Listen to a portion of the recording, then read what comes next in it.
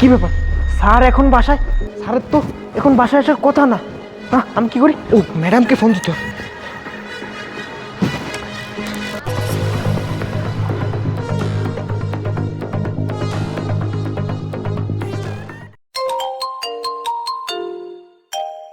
এখন আমাকে ফোন দিল।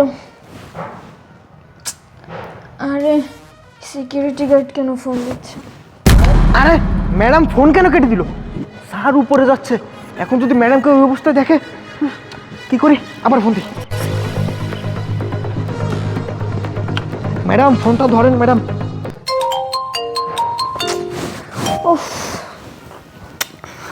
এই বৃষ্টি কে ফোন দিয়েছে? হ্যাঁ স্যার বলো না তো, সিকিউরিটি গার্ড বারবার শুধু ফোন দিচ্ছে। এই রাখো তো। ও শিট, আবার ফোন কেটে দিল। স্যার উপরে চলে গেছে প্রায়। এখন যদি ম্যাডামকে ওই অবস্থায় দেখে আমার চাকরি চলে যাবে। আমি আবার ফোন দিই। ম্যাডাম দয়া করে ফোনটা রিসিভ করেন ম্যাডাম। কি ঝামেলা, এতবার কেন ফোন দিচ্ছে? দেখো বৃষ্টি, বন্ধ করো, ছেদ বন্ধ করো তো, ছেদ বন্ধ করো, ঘুমাও। ফোনটা ও শিট, আবার ফোন কেটে দিল। এখন কি করব? আমি কি উপরে যাব? না না না, গেট থেকে যদি আমি উপরে যাই আর এখান থেকে যদি কিছু চুরি হয়ে যায়, আমার চাকরি নিয়ে টানাটানি বাজবে। আমাকে বলেছিল ফোন দিতে, আমি ফোন দিয়েছি। এখন স্যার ম্যাডাম ওনাদেরটা ওনারা বুঝুক, আমি আমার কাজ করি। কি ব্যাপার? এখন আবার কি আসলো? এই ডিস্টার্বের জন্য আমি তোমার বাসায় আসতে চাই না। আরে জান, তুমি রাগ করো না, তুমি বসো, আমি দেখছি। এখন তো কারোর আসার কথা না। আচ্ছা ঠিক আছে, যাও দেখো। আচ্ছা দাঁড়াও। ঝামেলা।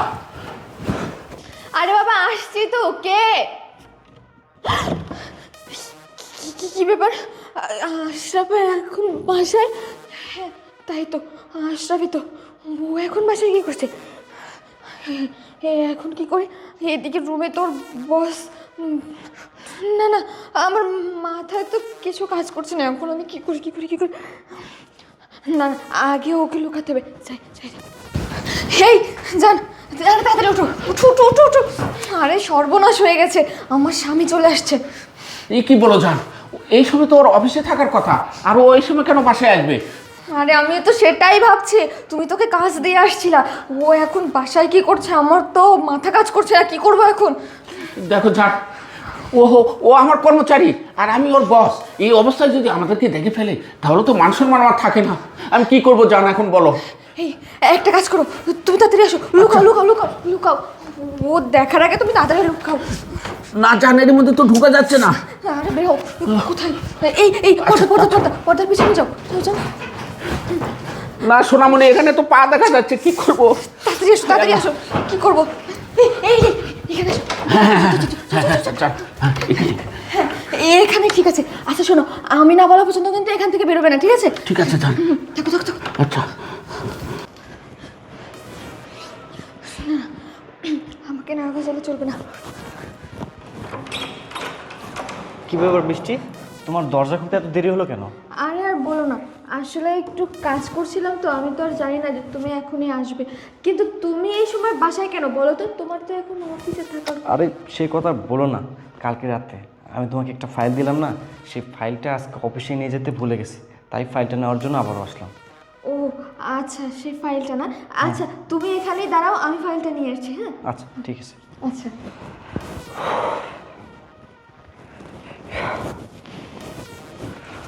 আশরাফ, এই যে এই ফাইলটা না? হ্যাঁ এটাই। আচ্ছা ঠিক আছে, আমি তাহলে চলে যাচ্ছি, তুমি দরজা বন্ধ করো। আচ্ছা ঠিক আছে, তুমি যাও। আচ্ছা ঠিক আছে। আচ্ছা আমি দরজা বন্ধ করে আচ্ছা।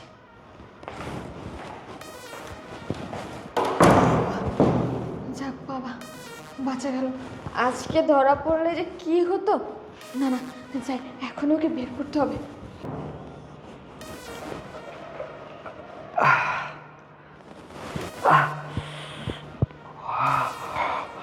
কি ব্যাপার, হঠাৎ মাথা প্রচণ্ড ব্যথা শুরু করলো কেন?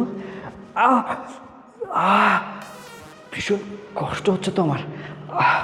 ও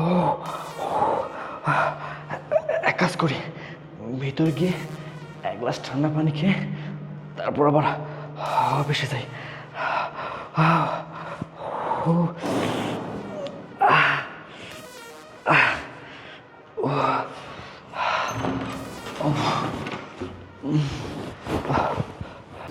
যান, বেরো, আমার হাজবেন্ড চলে গেছে। আচ্ছা ঠিক আছে লক্ষ্মী, চলো।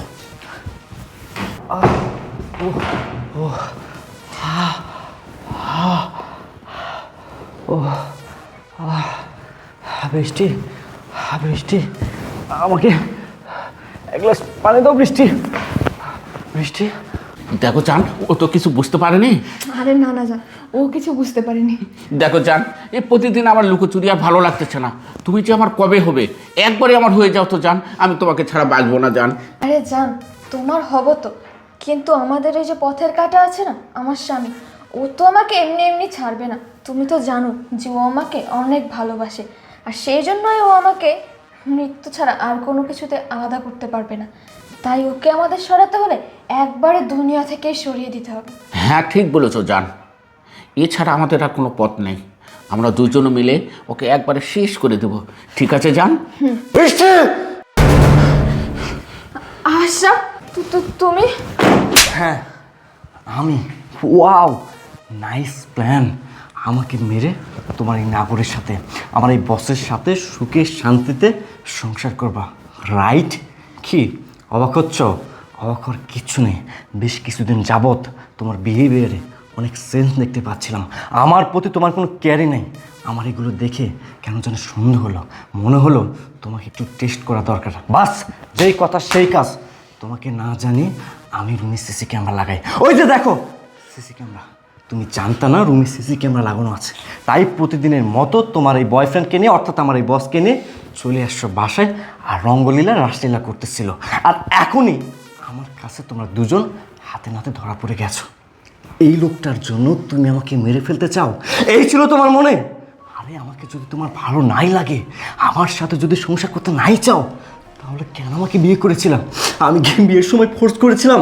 আমি কি জোর করেছিলাম? কখনোই করি নাই। তাহলে তুমি কেন আমার জীবনটা নষ্ট করলা? এখন আমি বুঝলাম তুমি আসলে আমাকে কখনোই ভালোবাসো নাই। তুমি ভালোবাসছো আমার ধন সম্পদ, টাকা পয়সা, অর্থ, আভিজাত্যকে। কিসের অভাব ছিল?